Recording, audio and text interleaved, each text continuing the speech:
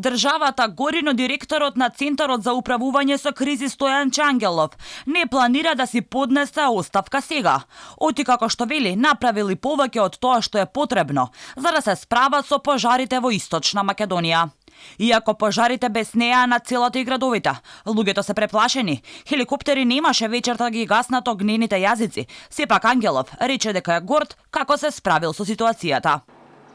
Додека некои луѓе шират паника, отров и омраза, колваат човечко месо и пијат човечка крв, ние спасуваме животи, ние спасуваме луѓе и ќе продолжиме тоа да го правиме така како што знаеме.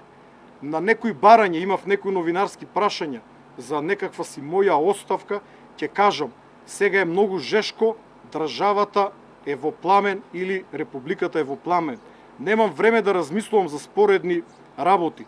Нека залади, нека се изгаснат пожарите, ќе направиме една анализа и дека заклучокот е дека сум потврдил, јас ќе си дадам оставка, не само оставка, ќе заминам надвор од државата. Вели опремата која ја има Македонија за справување со пожари е скромна, но вината не ја побара во себе. Туку вели дека тоа така било децении назад. Дури даваше и примери дека Америка горела секое лето, Канада исто така имала пожари, дури и Турција, па иако тоа биле богати земји, сепак тешко се справувале со пожарите.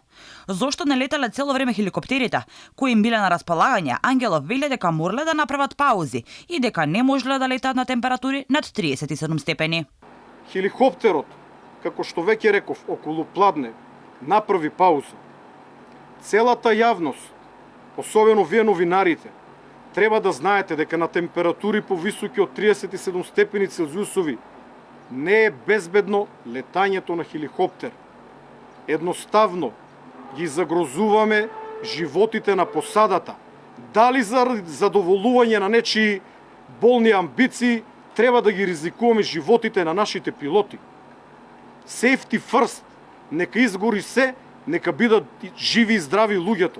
Вчера никој не загина, вчера никој не беше повреден. И тоа е нашиот курс.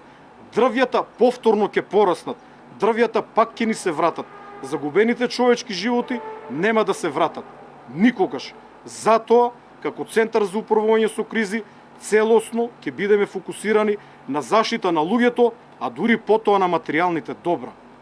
Хеликоптерите не може да летаат долго на високи температури, но не може да летаат и навечер зашто не се гледало. Се наметнува прашањето кога може да летаат хеликоптерите и да гаснат пожари.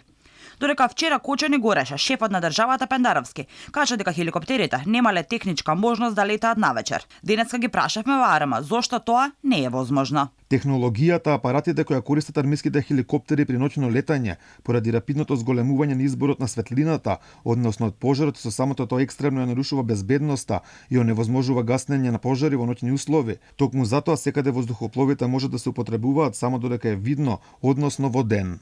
А додека Македонија се мачи со пожари, канадирите со кои располагаме стојат на паркинг. Трите Air трактори повеќе од 2 години не се извадени од хангарите, затоа што не се сервисирани. Дури и денеска да се сервизираат. Првиот сервисиран авион ќе може да биде ставен во функција за 40 до 45 дена, односно во октомври. За сега во Македонија нема да биде прогласена кризна состојба на критичните подрачја.